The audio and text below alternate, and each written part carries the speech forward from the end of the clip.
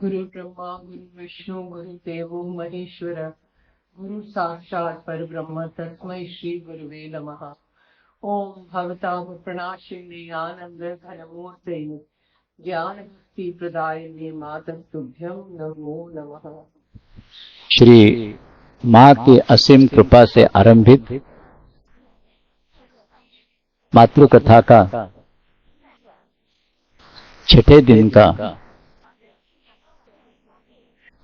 दोपहर के सत्र का माने अंतिम सत्र का प्रारंभ अब हो रहा है।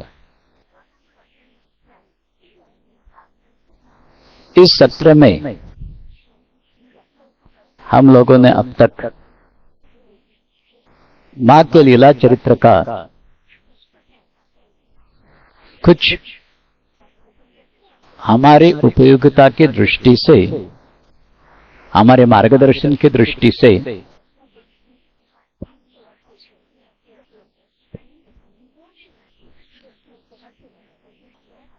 हमने अनुशीलन किया है। सुबह के सत्र में उसी का अनुसरण करते करते हम लोग ये देख चुके हैं मां की गृहस्थाश्रम की लीला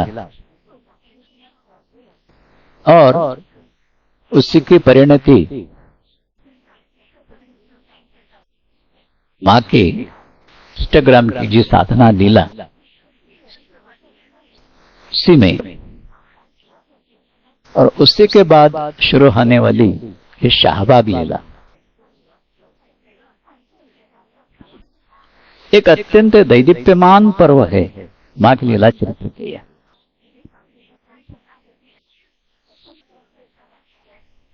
एक दृष्टि से आगे जाके जो विश्व के सामने आया है उसकी शुरुआत प्रकट रीति से इस शाहबाग लीला के साथ शुरू हो गई है।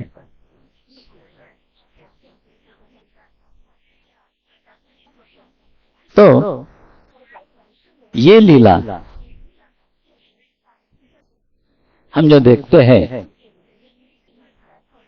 बड़े अद्भुत है।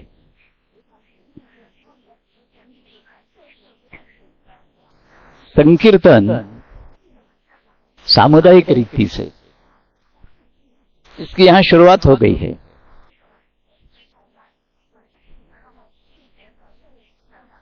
शाम को तो उदयास्त संकीर्तन, ये तो सब बाद में शुरू हो गया। शुरू में संध्या को सायं कीर्तन 1.5 घंटा 2 घंटा शुरू हो गया। तो ऐसे सामुदायिक संकीर्तन का प्रारंभ इस लीला से ही हम देखते हैं, जिसमें जो आने वाले लोग हैं वो शामिल हो रहे हैं। एक दृष्टि से यहां वहां के पूर्व परवर्ती जीवन में संकीर्तन को ही बहुत बड़ा प्राधान्य दिया गया है। विभिन्न प्रकार के संकीर्तन, अखंड नाम संकीर्तन, सूर्योदय से सूर्यास्त तक 2 दिन का, 7 दिन का, इस प्रकार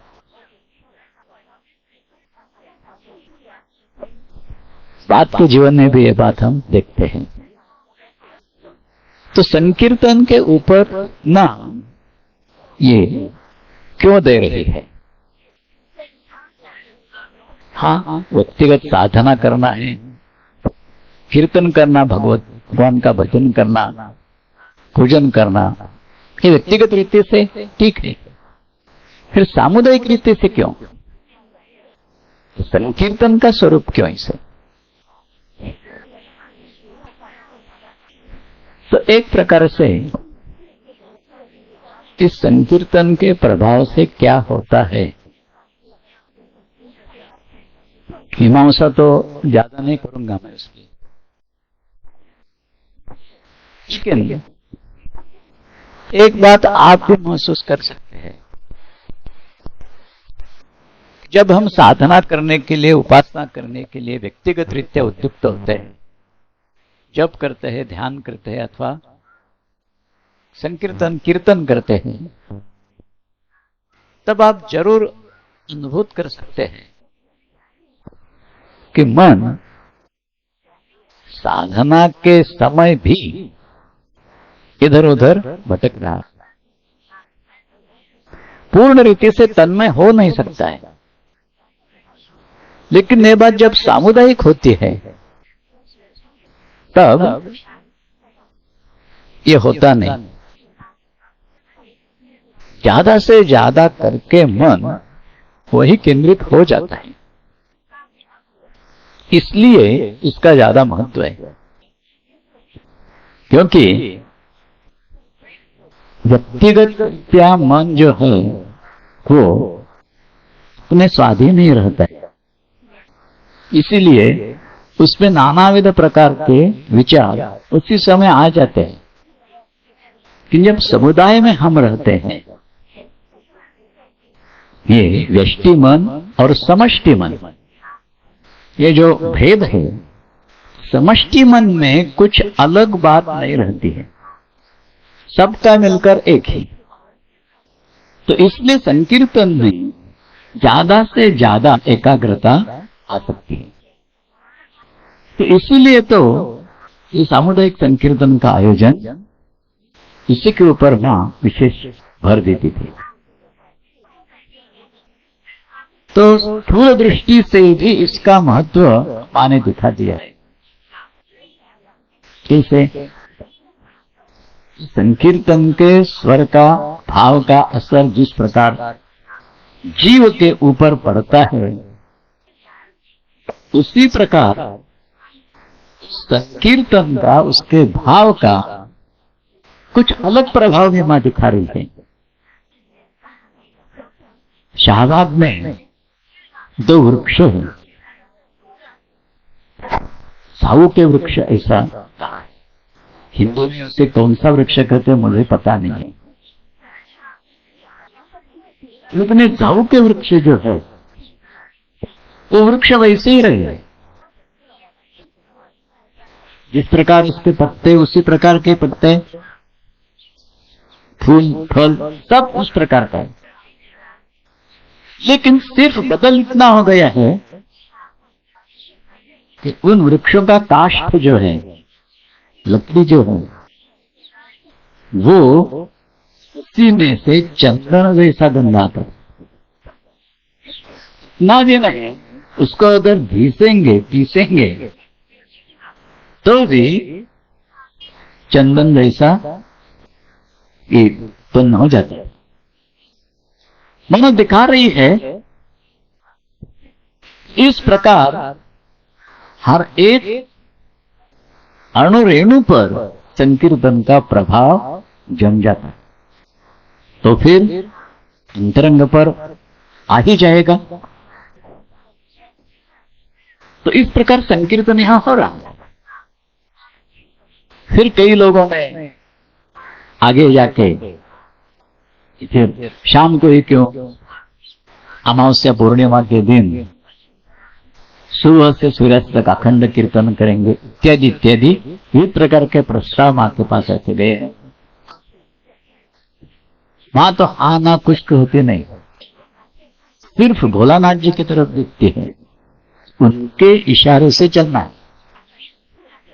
वो तो कीर्तन प्रिय ही थे, बहुत आनंद हो गया उन्हें। उस प्रकार का संकीर्तन शुरू हो गया। महिलाओं का पक्ष अलग, पुरुषों का अलग। पुरुष संकीर्तन कर रहे हैं, बहुत अच्छी कीर्तन पार्टी है, कीर्तन जम रहा है। धूम उसकी है, हरे मरारे मुदकैट भारे, अनेक प्रकार से भगवान को पुकार रहे हैं। जब इस पार्टी में जो गायक है उनकी भाव की अर्थता यहां तक पहुंच गई, उसके आहत से मां में भावांतर होने लगा है। अलग कमरे में, महिलाओं के कमरे में है, लेकिन वो ध्वनि सुनकर ही उस भाव का स्पर्श होके एकदम अभिभूत होने लगी। और जब ये बात उत्पन्न होती है तब कौन सा भी लौकिक व्यवहार उसमें बाधा नहीं डाल सकते। सुबह हम लोगों ने जो देखा है ना, उनकी साधना लीला, उसमें ये बात देखी है कि हर रोज पूरा कर्तव्य कर्म करके रात को वो बैठ जाती थी आसन पर और एक एक क्रिया हो जाती थी। उसके बाद उठकर फिर अपना कर्तव्य। तो कैसे होता था, उसके बारे में थोड़ा सा विनोदी विवेचन, विनोदी शब्द से कुछ मजाक नहीं, फिर भी कहने का ढंग कुछ अलग है। इसका उल्लेख हमारी गुणिता दीदी ने किया कि मां कहते वहां रात में ये साधना लीला और बाद में जैसे गृहस्थ बहू है उस प्रकार सब प्रकार से मर्यादा, लज्जा, शर्म, ये सब भाव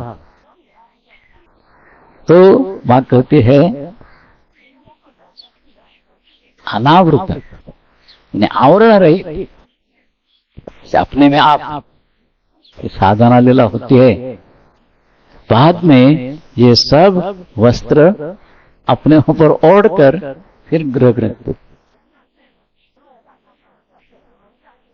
यहां भी वो बात है, वो ये गृहस्थी का कामकाज सब करती है, सब कुछ व्यवस्था कर देती है। कीर्तन पार्टियों के खाने पीने की व्यवस्था भी ये सब करते थे, लेकिन जब आर्त स्वर सुना बस ये सब आवरण दूर हो गए। पुरुषों के साथ महिलाओं का मेल नहीं, ये नियम भी नहीं। किस प्रकार महिला ने वर्तन करना है ये भी मर्यादा नहीं। एकदम उठ के जाके घुस गई कमरे में। अब ऐसे स्फूर्ति से नृत्य करते करते कीर्तन कर रही है,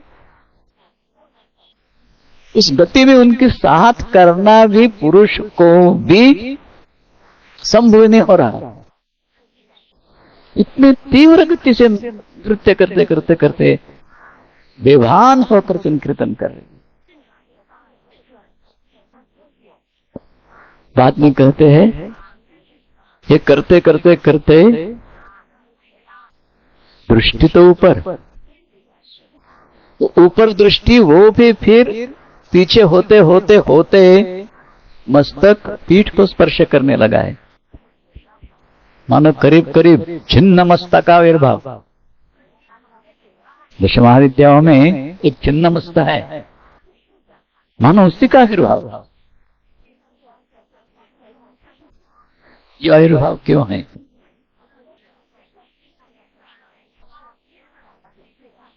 शिव में और परमात्मा में जो भेद है सिर्फ अहंता की वजह से है,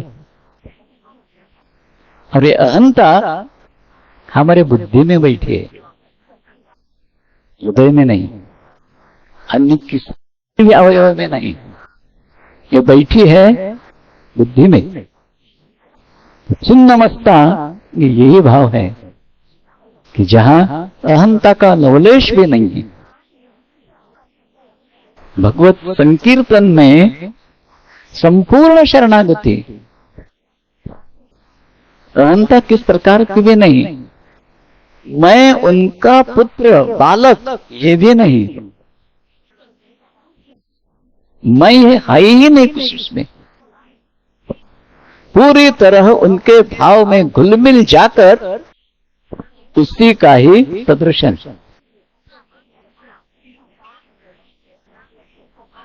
तो इस प्रकार कभी अपने अंगूठों के बल घूम रही है, चक्कर काट रही है, कभी एड़िया भी जिन पर है, जोर से गिरती लगाती है, दोनों हाथ ऊपर उठे हैं। ऐसी अवस्था में जो कीर्तन हो रहा, साथ देना उनके गति से उनको ये भी मुश्किल हो गया, उनको संभालना भी मुश्किल हो गया। फिर अचानक नीचे गिर पड़ी, और गिर पड़ने के बाद बस इस प्रकार घूमने लगे हैं, इधर से उधर, इधर से उधर, इधर से उधर। इसे एक उपमा दीदी ने दी है, जैसे समझो एक सूखा तिनका यहाँ आंगन में है, और सूखे तिनकों को वायु की वजह से इधर उधर उधर जैसा घूमेगा ना, उस प्रकार उन किसी भी प्रकार से अपना अस्तित्व नहीं है, जड़ता नहीं है। अब आश्रय ऐसा ही है भगवान नाम का कि तुम्हारे शरीर में जो पृथ्वी तत्व है, जो जड़ता है, उसी को ही निकाल देगा। सूखा पत्ता यानी जल तत्व भी निकाल दिया। इस प्रकार पंचमहाभूतों के ऊपर पूरी तरह से काबू पाकर एकमात्र भगवान नाम से एकरूप होकर उसी में ही रहना, नाम संकीर्तन का विशेष महत्व इसलिए है, उसी में अपने को भूल जाते हैं, कुछ अलग प्रयास नहीं करना पड़ता है उसके लिए। ओम भवता प्रणाशिन्ने आनंद मूर्ते ज्ञान भक्ति सुदायिने मातस्तुभ्यं नमो नमः।